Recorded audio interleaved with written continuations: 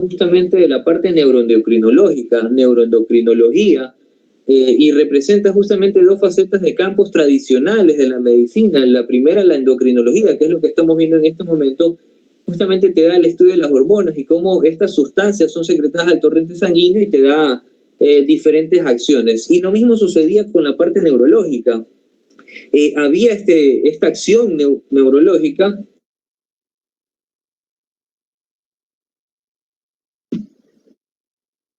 Se me apagó el celular. Déjame cargar el celular. Bueno, desde acá empiezo. El tema el tema de las acciones neurológicas justamente dadas por los neurotransmisores, lo vimos la clase pasada con ustedes, el tema de las catecolaminas, que estas catecolaminas, la adrenalina y la noradrenalina, tenían esta función endocrina, hormonal, perdón, y también servían como neurotransmisores, que lo habíamos visto en el primer parcial, ¿ok? Entonces, siempre debemos de tener en cuenta eso, ya como resumen de lo que hemos visto al menos este semestre, este parcial, de cómo esta unidad o cómo este campo, que es la neuroendocrinología, tiene una faceta importante dentro de cualquier evaluación del ser humano, ¿no? Hay dos lugares fundamentales que hay que tener muy en cuenta para la regulación de la función reproductora, que es el primero, el hipotálamo, y también la hipófisis. Ya lo he mencionado muchas veces durante todo este parcial, que justamente, y hay algo que tener en cuenta también como antecedente de la hipófisis. Antes la mencionaban que era una glándula principal, una glándula, ya luego pues se mencionó de que justamente quedó relegado este tema de que la hipófisis era una glándula, y quedó pues como tal que no era una glándula principal, sino que ya el hipotálamo generaba la dirección de esta orquesta, no sé cómo más llamarlo, una analogía de esto, respondiendo pues obviamente a mensajes del sistema nervioso central y periférico para obviamente generar por medio de diferentes procesos hacia una respuesta dirigida, pues, ¿no? Hay que tener en cuenta justamente el hipotálamo. Este hipotálamo tiene como tal niveles o productos que se secretan justamente a nivel de este hipotálamo. Primero, y el que ahora nos va a interesar, es el tema de la secreción, o quién te controla la secreción de la LH y la FSH. La FSH, pues también llamada hormona folicular estimulante, o estímulo folicular, y la LH, la hormona luteinizante. ¿Quiénes controlan esta secreción? Pues está controlado por la hormona liberadora de gonadotropina. De ahí pues vamos a tener a la ACTH, que la habíamos mencionado desde el inocio del parcial, justamente esta hormona se me va siempre el nombre, adrenocorticotrópica. ¿Estoy bien? No, sí. Sí, no es adrenocorticotropina.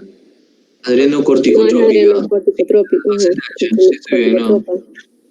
Listo, gracias. Pues quien regula como tal a esta hormona justamente está dado por el factor, o quien controla el factor liberador de la corticotropina, ¿no? Tenemos también otra hormona que es la hormona de crecimiento. Esta hormona de crecimiento está regulada principalmente por la hormona liberadora de la hormona de crecimiento. Y también tenemos a la TSH, que es la hormona estimulante de la tiroides, que va a estar regulada por la hormona liberadora de la tirotropina, ¿no? Son una de las principales secretores justamente con sus factores liberadores de las hormonas, ¿no? Ya cuando hablamos de hormonas de reproducción a nivel hipotalámico, vamos a tener a la hormona liberadora de gonadotropina, vamos a tener también a la hormona liberadora de hormona luteinizante. Este es el factor encargado justamente de controlar la secreción de gonadotropina. Tiene una secreción pulsátil continua, una secreción que puede aumentar por diferentes procesos o puede disminuir por otros procesos que hay que tenerlos en cuenta, ¿no? Déjame ver qué más necesito decirles por acá. Hay algo clave también que hay que tener muy en cuenta, el tema de las endorfinas. ¿Qué pasa y cómo normalmente pasa con este tema de las endorfinas? Reciben este nombre por su actividad endógena y tienen una actividad parecida o una acción parecida a la morfina. ¿Qué pasa con esta sustancia? Esta sustancia se reproduce o se produce justamente en el hipotálamo a partir justamente de actividades que regulan justamente esta actividad, por ejemplo, el tema del apetito, el tema del humor, la conducta y también ayuda en el tema de la regulación de la temperatura corporal. Pues no, están también las encefalinas que funcionan sobre toda la regulación del sistema nervioso autónomo y tenemos también las dinorfinas, que son opioides endógenos producidos por la precursora proencefalina B y tiene funciones semejantes que las endorfinas, ¿no? ¿Qué más? Ya, bueno, a nivel de la hipófisis, ya lo vieron ustedes, pues que está dividido estructuralmente en 3 regiones, anterior, medio y posterior.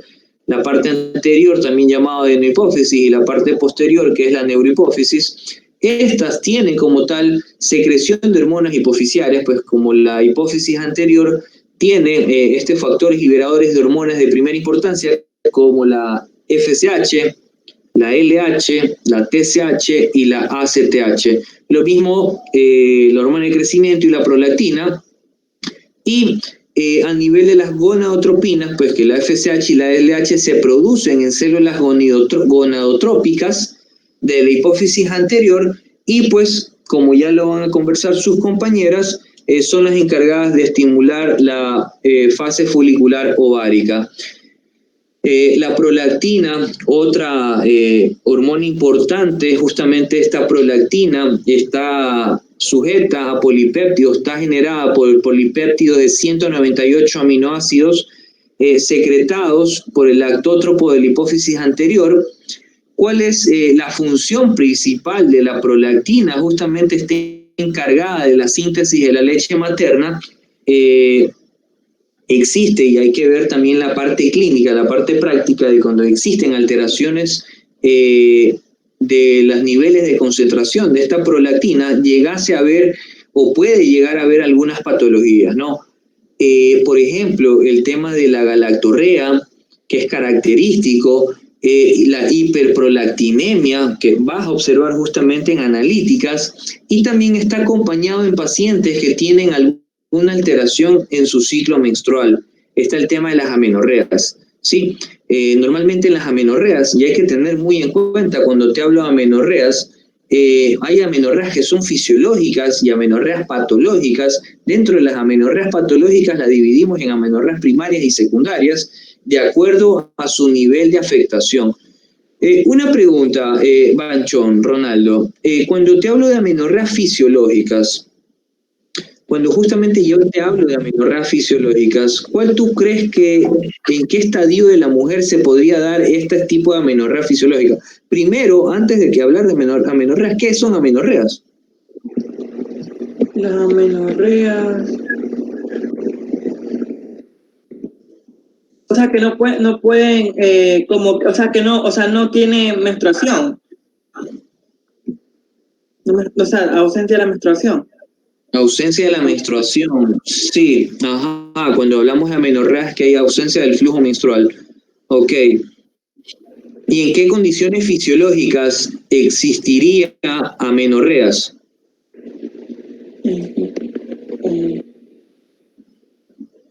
O sea, en la niñez, porque, o sea, las niñas todavía no menstruan. En la niñez. Sí, sí. Ok. ¿En cuál más? Aunque no es, pero sí se lo podría catalogar. ¿En cuál más? En el embarazo. Ok, sí, perfecto. En el embarazo, sí, está bien esa. ¿En cuál más?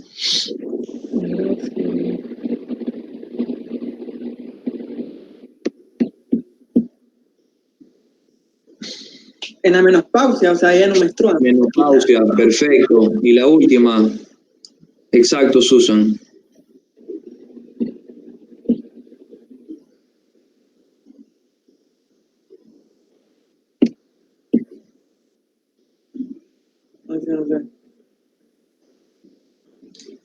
¿Alguno de ustedes?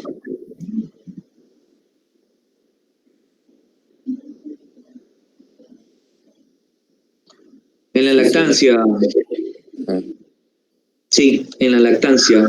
Normalmente en esos estadios fisiológicos vamos a encontrar a pacientes que van a tener amenorreas, que van a tener una pausa de su flujo menstrual.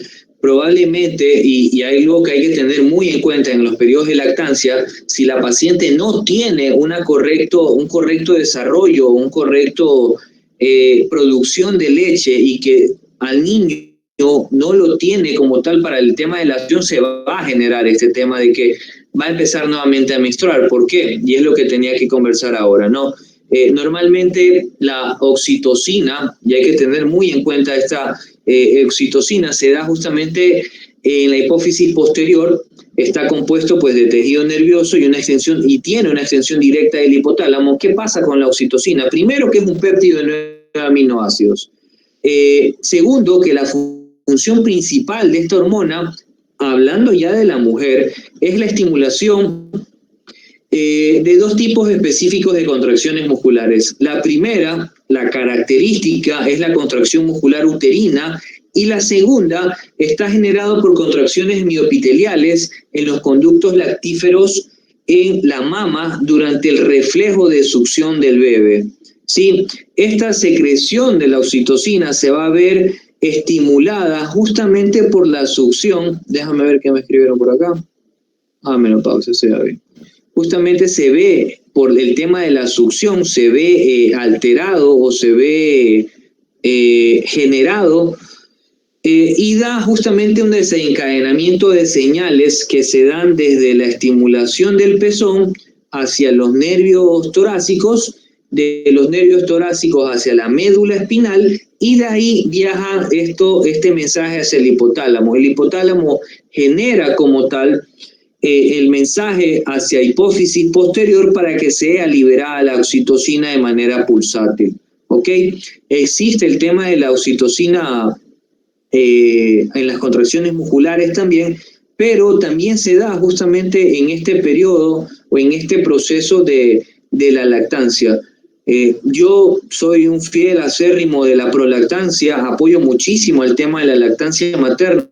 Creo que la lactancia materna exclusiva es lo mejor que puede pasarle a un recién nacido, y hasta cuando la madre desee darle el pecho, indica justamente la Organización Mundial de la Salud y un pocotón de entes de sociedades de lactancia, que la lactancia materna exclusiva debe ser hasta los 6 meses, exclusiva hasta los 6 meses, y después de los 6 meses ya se dedica a hacer una lactancia complementaria.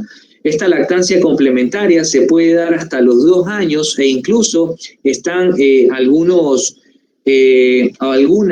grupos que ya mencionan de que se puede dar un poquito más de los 2 años, pero depende obviamente si la paciente durante esos periodos de lactancia no está generando como tal otro embarazo, otro periodo de embarazo. ¿Por qué? Como les había mencionado, la oxitocina es la que se va a ver alterada, y esto va a generar contracciones también musculares a nivel del útero. Entonces, mucho ojo con eso también, ¿sí? ¿Qué más?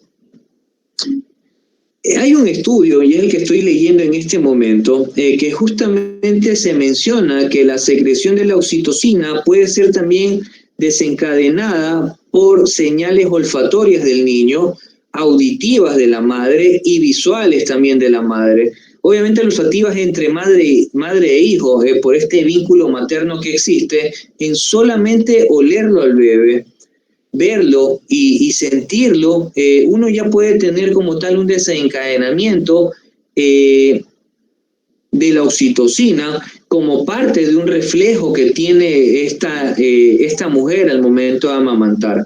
¿Ok? Yo no sé si alguna de ustedes son madres acá, no lo sé, no lo sé. Ronaldo, ¿no tienes tu esposa, no? ¿O vives con la mamá? No, ya, listo. Con su mamá, ya, listo.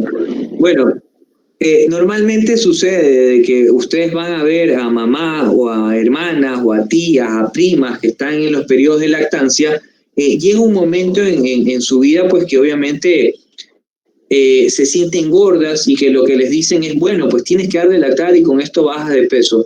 Hay muchos mitos, hay muchas creencias y los invito a leer justamente sobre ese tema, ¿no? Hay otra hormona que te da la hipófisis posterior, que es la arginina vasopresina, o también llamada la ADH o la hormona antidiurética. Normalmente, ¿cuál es el principal objetivo de esta hormona? Principalmente es la regulación del volumen, de la presión y de la osmolalidad de la sangre circulante, y como tal te genera una activación del sistema renina-angiotensina-aldosterona que puede activar como tal esta hormona antidiurética, ¿no? Creo que sí lo vimos con ustedes, el tema del del sistema renina-angiotensina-aldosterona, que sí lo habíamos mencionado, así que a tener en cuenta eso, ¿no? ¿Qué más? Ya para hablar de la fisiología del ciclo menstrual, que es lo que van a conversar sus compañeras ya mismo, tener en cuenta que durante el ciclo menstrual, y hay que tener en cuenta algo, la primera y los extremos de la vida de una mujer se dan justamente por la menarquia. Pasa esta chica de ser una niña, pasa a ser señorita. Me imagino que algunas de ustedes en su primera menstruación, cuando mancharon toda la cama, la sábana, el baño, o se mancharon ustedes el pantalón, se sintieron diferentes, supieron de que ya no eran las niñas, sino ya eran señoritas.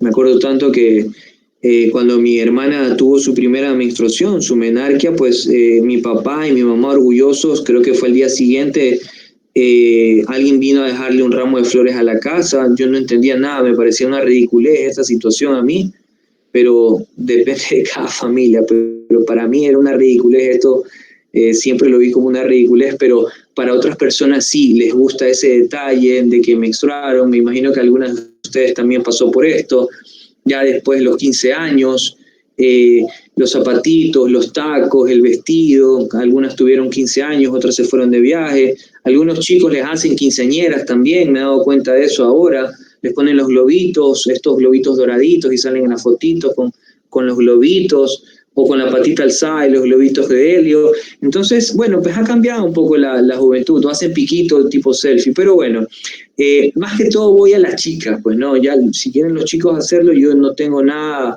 en contra de eso, pero normalmente a las chicas justamente se les da esta situación, ¿no? Con el tema de la menarquia y la menstruación. ¿Cuál es el otro extremo de la vida? Es la menopausia.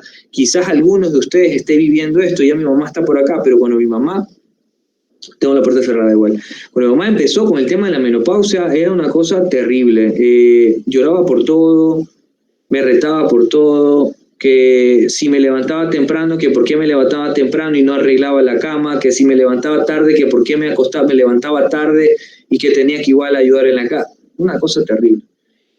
Lloraban por todo, veían Marimar al mediodía, lloraban, veían La Gata Salvaje, lloraban, que veían, no, me imagino que ahora Maluma y Neymar, si ven que le habían quitado, que están crucetas, lloraba de ley, se enojaban por todo. Entonces, normalmente esto sucede que con los extremos de la vida y todo lo que te genera esta actividad hormonal. Algunas de ustedes, más que todas las chicas, tienen estos periodos menstruales con alteraciones hormonales muy evidentes.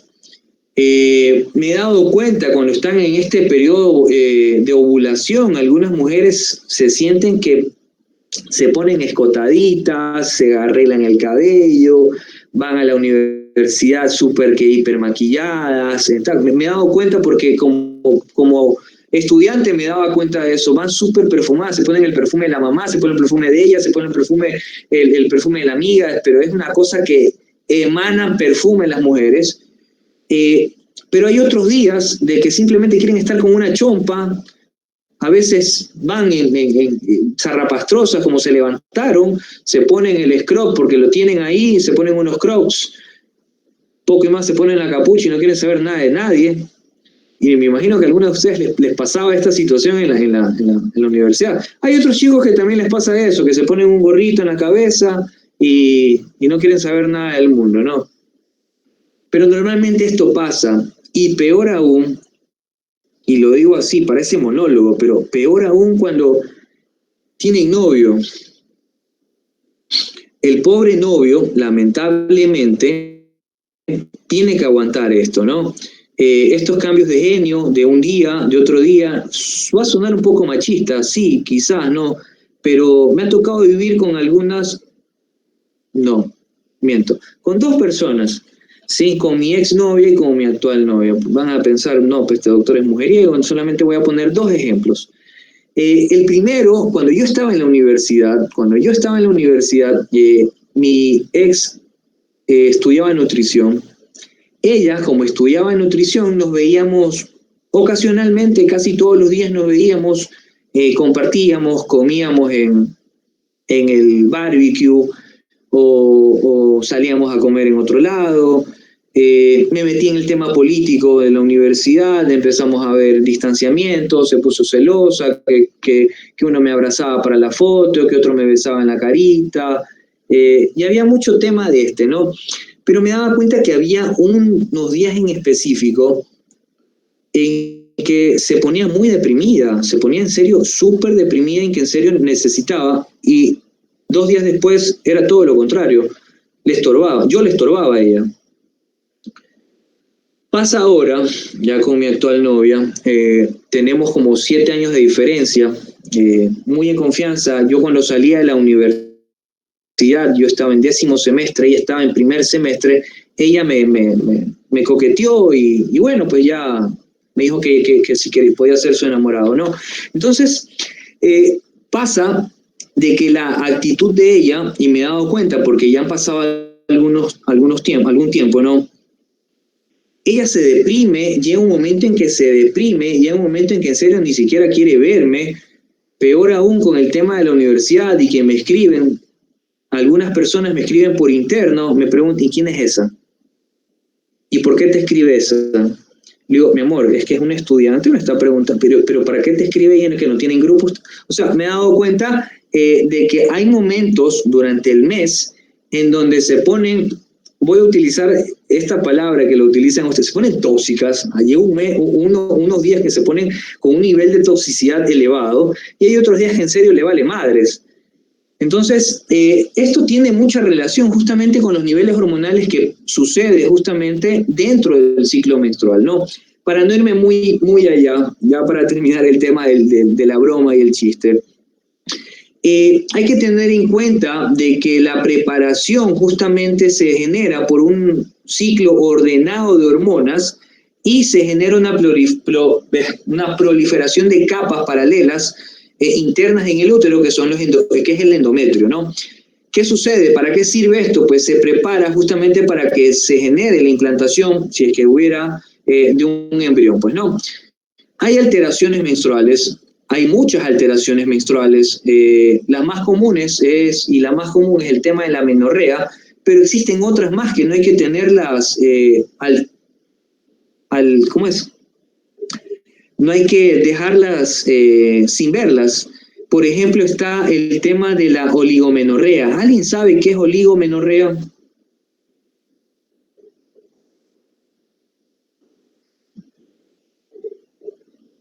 O sea, tiene menstruaciones, o sea, que no son frecuentes, o sea, un desorden de menstruación. Sí, normalmente en la oligomenorrea existen hemorragias poco frecuentes, tienes unas apariciones irregulares y suelen ocurrir en intervalos de más de 35 días. ¿A qué me refiero? Que su flujo menstrual sobrepasa los días normales que deberían ser, que normalmente se menciona de que el ciclo normal varía entre 21 y 35 días y el flujo sanguíneo debe ser entre 2 hasta 6 días con un promedio de sangre, de pérdida de sangre, entre 20 a 60 ml. ¿Sí? Otro término que hay que también tenerlo en cuenta es el tema de la polimenorrea, que son hemorragias frecuentes de aparición regular que suelen ocurrir en intervalos de menos de 21 días. Está la metrorragia, que esta metrorragia justamente se refiere a hemorragias de aparición irregular, que se podría confundir con la hemorragia intermenstrual. Cuando te hablo yo de hemorragia intermenstrual, se da justamente hemorragias, no en cantidades excesivas, pero que se ocasionan entre los ciclos menstruales, ¿sí? Tengo un ciclo, una hemorragia intermenstrual y tengo otro ciclo, ¿ok? ¿Qué pasa ya con el ciclo menstrual? ¿Sí? Normalmente el ciclo menstrual te lo divides en dos partes, el ciclo ovárico y el ciclo uterino. Cuando yo hablo del ciclo ovárico, pues hablo justamente de dos fases, que es la fase folicular y la fase luteinizante. Y cuando hablo ya del ciclo uterino, hablo de la fase proliferativa y de la fase secretora, casi se me va, y de la fase secretora, ¿no? ¿Qué pasa con la fase folicular? Normalmente la retroalimentación hormonal va a promover el desarrollo de un solo folículo dominante. Este folículo se va a madurar a la mitad del ciclo y va a generar como tal la preparación para la ovulación.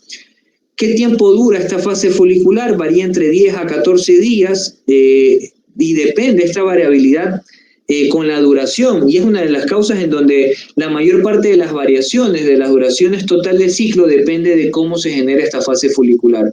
Ya con la fase luteinizante, pues abarca el tiempo transcurrido entre la ovulación y el principio de la menstruación, que tiene una duración en promedio de 14 días. Como les había mencionado hace un momento, pues dura entre 21 y 35 días el ciclo menstrual. Tiene a su vez un flujo entre 2 a 6 días. Si tienes un flujo de más de 6 días, ojo, algo está pasando. Si es que tienes un flujo con una cantidad mayor a 60 ml, ojo, algo está pasando. Y también tener en cuenta, también tener en cuenta de las pacientes que justamente tienen estas alteraciones como cólicos, tienen estos dolores premenstruales, postmenstruales, intermenstruales, que son muy seguidos, evaluar qué está sucediendo, hacer una ecografía pélvica, hacer exámenes de laboratorio, porque quizás algo está sucediendo que no es normal. A esto súmale el tema de que existen ya mujeres en edad fértil, de que ya se están administrando menor a 18 años anticonceptivos orales de emergencia, la pastilla el día después por relaciones sexuales que han tenido. Y cuando te hablo que han tenido es porque bajo su propia decisión han querido tener relaciones sexuales antes de los 18 años. No puedo discutirlo, no puedo ni siquiera recriminarlo, porque me imagino que acá la mayoría de ustedes quizás tuvo relaciones como yo a los 10 años. No, mentira. No, estoy mintiendo. Pero sucede, y es algún ejemplo que les tenía que dar en este momento, de que se da, y me sucedió a mí, que a los 12 años, ya no que se mate la risa, que cuando yo fui en las vacaciones, creo que tenía 22 o 23 años, me fui al Hospital Básico de Playas. Una de las pacientes que había que visitar era una chica de 19 años, 20 años, más o menos la edad de ustedes, y recién había tenido un embarazo. Yo en serio, súper feliz, felicitaciones, señora, qué lindo. ¿Cuántos años tiene? 19. Ah, qué bonito, y es su primer niño. No, el tercero. 19 años ya por el tercero. Yo me quedé, wow. Te hablo de Playas, acá a 1 hora.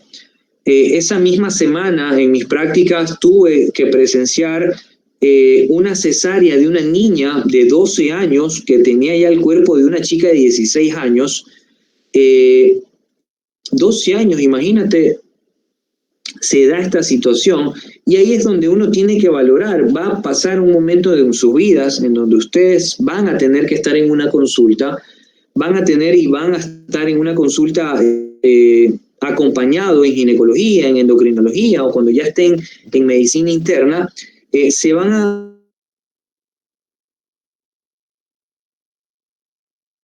a dar cuenta de que pocos de 18 años ya no van con la madre, sino van con su pareja, y su pareja de 20, 21 años, y algunos son hasta compañeros de ustedes que van con las chiquitas de 15, de 14 años a hacer su primera valoración prenatal. Y esta valoración prenatal justamente se da porque la chica dice: doctor, ya tengo 3, 4 meses que no menstruo. Y es ahí en donde la valoración de ustedes debe ser clara e identificar paciente, Perdón un ratito que se me puso medio lerdo esto. Paciente que tiene el cese de la menstruación de al menos unos 3 meses, pilas. Enviar el tema del beta-HCG o la prueba, ¿cómo que se llama esta? Se me fue el nombre.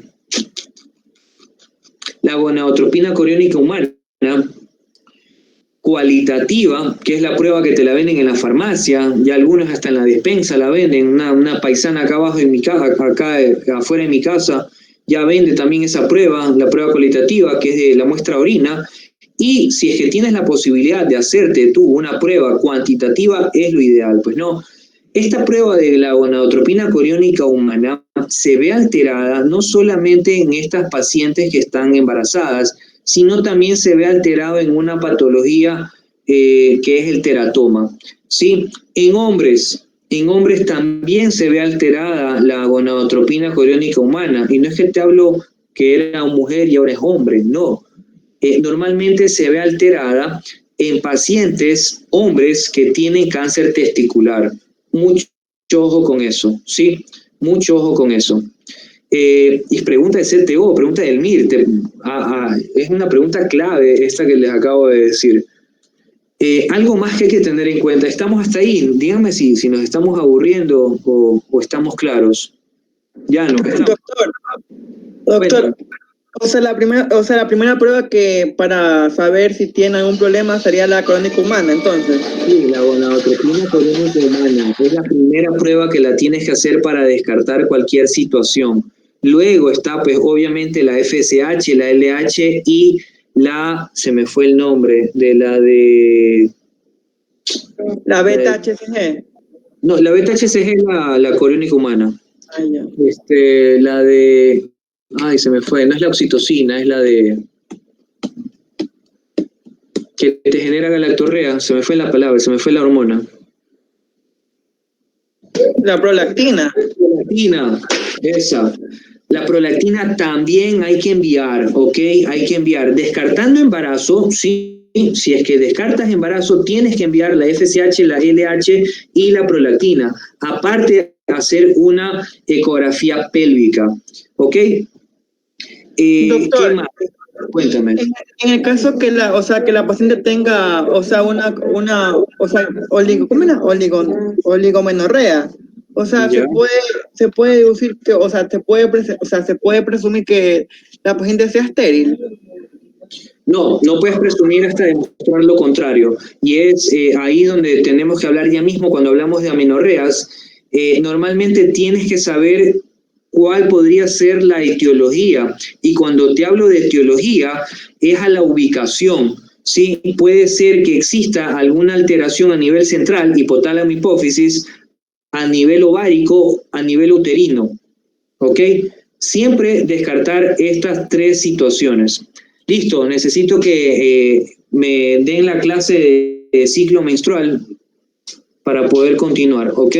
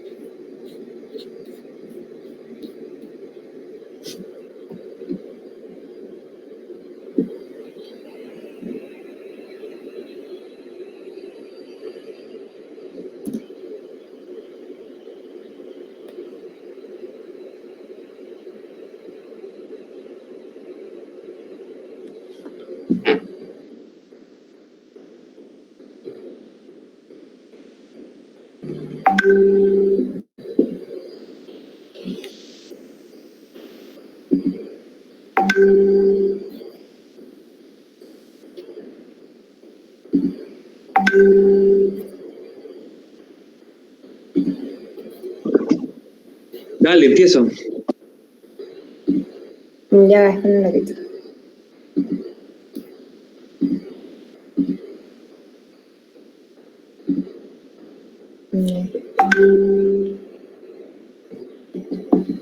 Bueno, buenas tardes. ¿Sí se ve la presentación?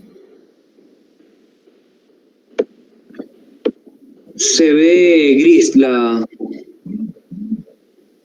Dice hacer clic para salir la pantalla completa, sale.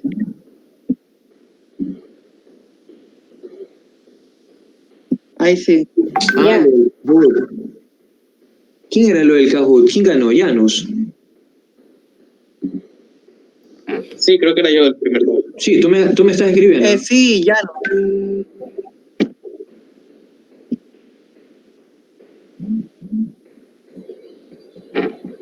Ok, listo. Ya, bueno, buenas tardes a todos. Nosotros vamos a hablarles sobre el ciclo menstrual. Bueno, primero empezar a decirles que el ciclo menstrual consiste en lo que es una serie de cambios hormonales que va a atravesar el cuerpo de una mujer todos los meses para así prepararse para un posible embarazo o no. Un ciclo menstrual normal es el resultado de la interacción entre los ovarios, úteros y de las hormonas que va a producir el hipotálamo y la hipófisis. Yo no veo la presentación, no sé si alguno de ustedes la ve, pero yo no la veo. ¿No se ve? No. No, Fío, no se ve. No se ve, Fío.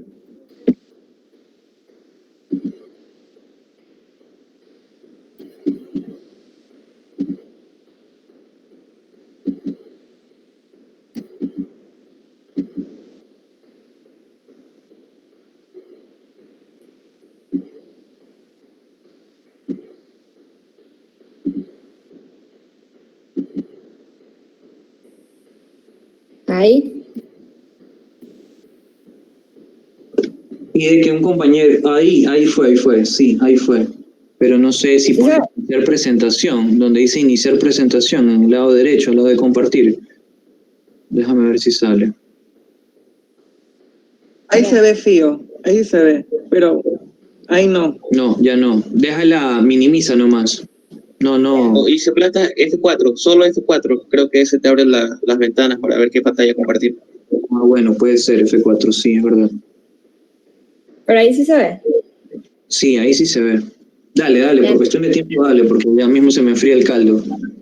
Ya, bueno, entonces la menstruación en sí va a ser lo que es la descamación del revestimiento interno del útero, es decir, del endometrio. Esta menstruación se va a dar en los años fértiles de la mujer, se va a dar entre los 9 y 11 años, va a haber ya los cambios fisiológicos en el cuerpo de la niña y aproximadamente a los 11 años pues es normal que se dé la primera menstruación, que es la menarquia, como ya lo mencionaron. Y termina con la menopausia, que normalmente se da entre los 40, 45 y 50 años. Ya, el ciclo menstrual promedio dura 28 días, pero van a ver en las niñas que recién van a empezar lo que es el ciclo menstrual, puede ser que dure un poco más, y en las mujeres que ya están cercas a la menopausia, les puede durar un poco menos. Este comienza en el primer día del sangrado y va a finalizar al día 1 del siguiente sangrado. La menstruación dura entre 3 a 7 días, pero el promedio es de 5 días. Aparte de esto, algo normal que puede ocurrir dentro del ciclo menstrual son los dolores menstruales o también denominados cólicos.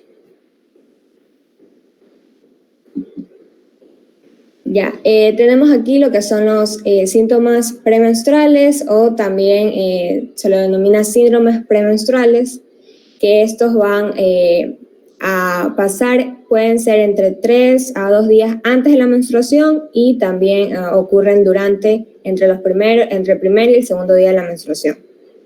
Van a ser dolores de cabeza, sensibilidad en los senos, brotes de acné, fatiga, cambios de humor, irritabilidad o enojo, cambios en el apetito o antojos, estreñimiento o diarrea y, como ya les mencioné, el cólico en el abdomen, que también se puede irradiar hacia lo que es la espalda y las piernas. En algunas personas va a ser un poco más intenso, que va a durar el primer día y el segundo día o incluso hasta el tercer día, y otros que no les da.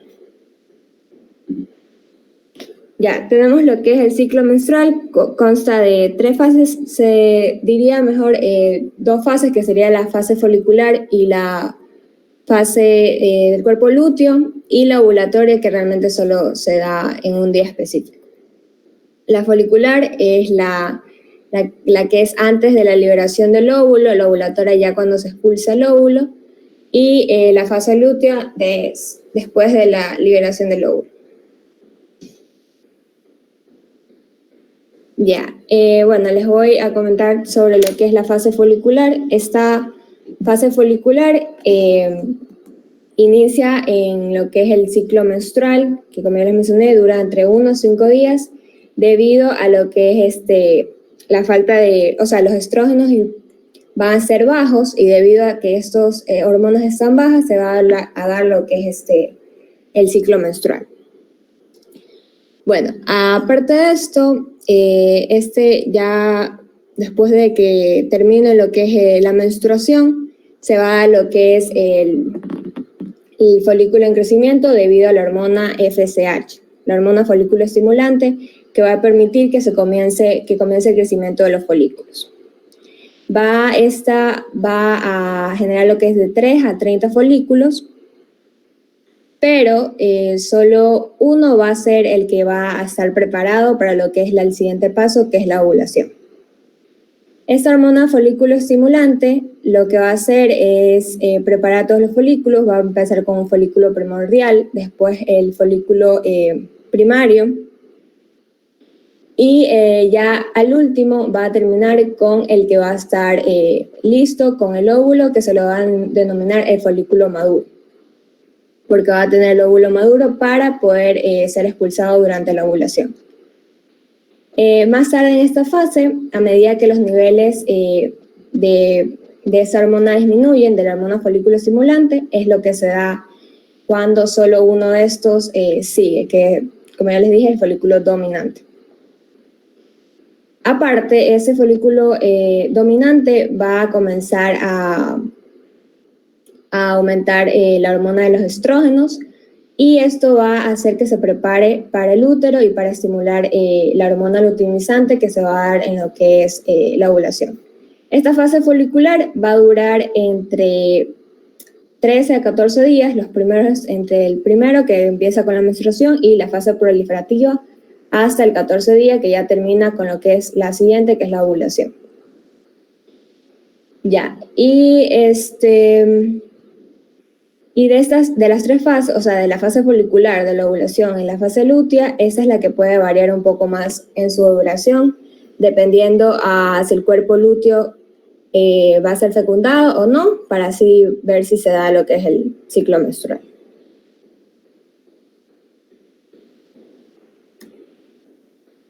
Ya, bueno. Continuando con la exposición, también se da la ovulación. Especialmente se da en el día 14, pero puede extenderse del día 13 al 15. Eso es cuando una mujer tiene un ciclo menstrual regular, es decir, de 28 días. Pero puede variar cuando una mujer tiene un ciclo menstrual más largo o más corto. Consiste en que el folículo va a liberar un óvulo maduro para una posible implantación. Sin embargo, en esta fase la mujer también va a presentar diversos síntomas ovulatorios. Entre ellos tenemos dolores abdominales, tipo espasmos o calambres, suelen durar de 5 a 10 minutos e incluso 1 hora. Se da porque el folículo se rompe para liberar al óvulo maduro. Luego tenemos la alteración del moco. Durante todo el ciclo menstrual, la vagina va a liberar diversas secreciones. Sin embargo, en estos días el moco va a ser más denso, por decirlo así, y blanquecino, debido a que si hay implantación, va a ayudar a que los espermatozoides suban y se pueda implantar. También tenemos cambios de temperaturas, va a aumentar un poco la temperatura basal de la mujer. También las mamas se van a alterar, va a producir hipersensibilidad, dolor, un ligero aumento, hinchazón, también aumento del líbido, es decir, del apetito sexual, y cambios de ánimos, especialmente pueden ser drásticos, depresivos o llantos sin razón. Estos cambios se dan porque va a haber un aumento, un pico, por decir así, de hormonas tanto LH como de estrógenos. Siguiente. Ya, hay que tener en cuenta entre qué es ovulación y qué son días fértiles, porque la mayoría de mujeres suele confundir estos términos y puede presentarse un embarazo no deseado, especialmente en niñas desde los 12 hasta los 14 o 16 años. Todo el ciclo menstrual hay días fértiles, solo que en la ovulación esos días van a ser aún más debido a la secreción de hormonas. Y ahí, como se ve en la imagen, está un ciclo menstrual de 26 a 32 días y se ve que entre el día 14 al 16 van a ser muy fértiles. Sin embargo, los otros días la mujer es fértil, pero en menor grado. Ya, siguiente. Ya, si una mujer está buscando concebir, se le aconseja realizar el test de la ovulación. Es una prueba que se la puede conseguir en una farmacia. Consiste en realizar la mujer recolecta la orina en un envase, de ahí va a poner la prueba, va a esperar de 5 a 10 minutos, luego la saca, la va a dejar en un lugar quieta por otros 5 minutos más para saber el resultado. Si son 2 rayas, es positivo, significa que entre unas 24 a 36 horas la mujer va a tener su ovulación. Y si es una raya, es negativa, por lo cual se recomienda realizar otra vez la prueba al día siguiente o a los 2. Y cuando una mujer tiene su ciclo irregular, se recomienda ir donde un ginecólogo para que le recomiende qué días puede realizarse. Siguiente. Ya. Continuando con la segunda mitad del ciclo menstrual, tenemos la fase progestacional, también llamada fase lútea o secretora, porque aquí va a haber un aumento de progesterona. Si se llega a haber una implantación, esta hormona va a aumentar aún más para ayudar a tener una temperatura basal adecuada para el desarrollo del embarazo. También aquí va a intervenir el cuerpo lúteo. Como sabemos, el cuerpo lúteo va a tener 2 tipos de células. Las células de la teca ovárica van a secretar hormonas masculinas, especialmente andrógenos y testosterona, mientras que las células de la granulosa van a secretar hormonas estrógenos y progesterona. Los estrógenos van a ser en mayor cantidad que la progesterona y estas van a tener una enzima para convertir las hormonas masculinas en femeninas. Si no llega a haber un embarazo, la progesterona va a disminuir y va a aumentar un poco los estrógenos para ayudar en la fase proliferativa, es decir, un inicio de un nuevo ciclo. Siguiente. Ya. Cuando una mujer padece alguna alteración de su ciclo, usualmente se da el síndrome ovario poliquístico, o sea, cuando hay un desequilibrio de hormonas tanto masculinas como femeninas. El signo principal es la ausencia de menstruación, lo suele presentar al inicio de la pubertad. Siguiente. Ya, como mencioné, va a haber irregularidades en los periodos mensuales, especialmente cuando la niña va a tener su primera menarquia. Es normal que cuando tenga su primera menarquia, las otras menstruaciones pueden ser o no ser exactas, pero eso es normal porque el cuerpo se está adaptando a las nuevas hormonas que está produciendo. Sin embargo, cuando esta niña o esta señorita, por decirlo así, deja de presentar la menstruación por unos 3, 4, incluso hasta un año, ya puede tener síntomas de ovario poliquístico. También otra característica es el exceso de andrógenos, es decir, va a tener una apariencia masculina, va a tener vello facial en la zona superior de los labios, es decir, un aspecto de bigote, o también en la parte de la barbilla con un aspecto de barba, su acné va a aumentar, también puede salirle vello en el pecho y acantosis nigricans en el cuello, también en las axilas, en la parte de los codos, en las rodillas e incluso en las entrepiernas. Y al haber una presencia de quistes en los ovarios, también va a presentar dolor en la zona pélvica. Siguiente. Ya bueno, entre las causas tenemos obesidad y sobrepeso, que tienden a llevar a la diabetes. Cuando una mujer es diabética, va su cuerpo a secretar mayor cantidad de insulina, también provocando esto que secrete mayor cantidad de andrógenos. Por ende, no va a poder ovular y no va a terminar su ciclo menstrual. De ahí tenemos herencia. Bueno, este aquí aún está en debate, pero según estudios que han realizado diversos ginecólogos, la mayoría de las mujeres que presentan este síndrome le han preguntado que su mamá o sus hermanas también lo padecen, y la mayoría contestó sí. Entonces es por eso que se vincula con la herencia. Y también tenemos la inflamación. Cuando hay una inflamación del útero o de los folículos, es decir, alrededor de los folículos hay células. Si estas células se llegan a inflamar, va a taponarlo y por ende no se va a poder producir la ovulación. Y eso tiene complicaciones a futuro, especialmente la esterilidad. Significa que la mujer va a tener problemas para tener hijos, más no que no pueda tener. También puede provocarse abortos, ya sea al inicio del embarazo o al final. Y entre otras complicaciones secundarias tenemos la apnea del sueño, trastornos como la depresión, la ansiedad, también alimenticios, sangrado anormal. Es decir, que incluso en un mismo mes la mujer puede menstruar 2 veces o como no puede menstruar. Y también es más propensa a sufrir el cáncer de endometrio. Ya.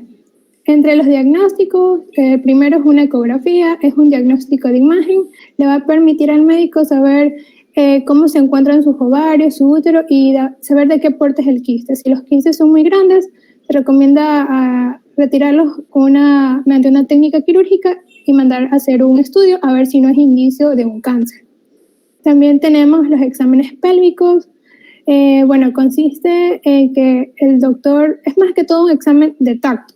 El doctor va a introducir los dedos por el canal uterino para saber si en esa zona hay algún bulto o algo anormal que pueda dar inicio a un síndrome de ovario poliquístico. Y finalmente tenemos exámenes de sangre para ver tanto los valores de hormonas masculinos como hormonas femeninas.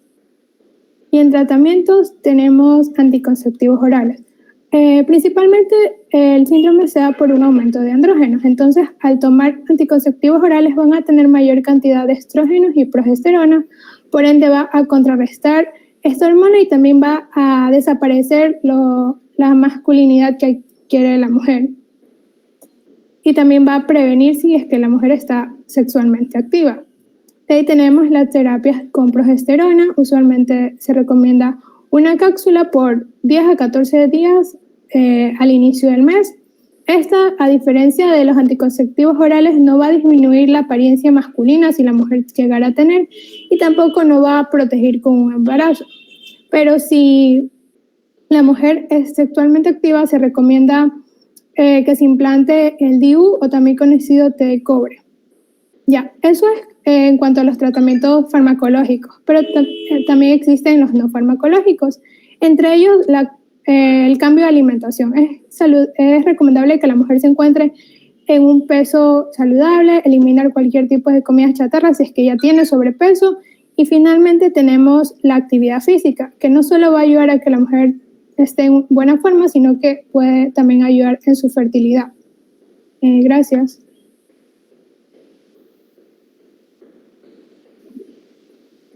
Nos vamos a ver el día lunes, 8:30, porque yo tengo que darles todavía, falta endometriosis, tengo que darles amenorreas y síndrome ovario poliquístico. Sí, nos vemos el día del lunes a las 8:30 de la mañana hasta las 10 nada más, porque de ahí tengo clase con B1 a las 10 y con B2 a las 12. Entonces, el día del lunes es maratónica para mí, para ya estar preparados para el día martes. Así que, pues chicos, tengan un excelente fin de semana. Gracias.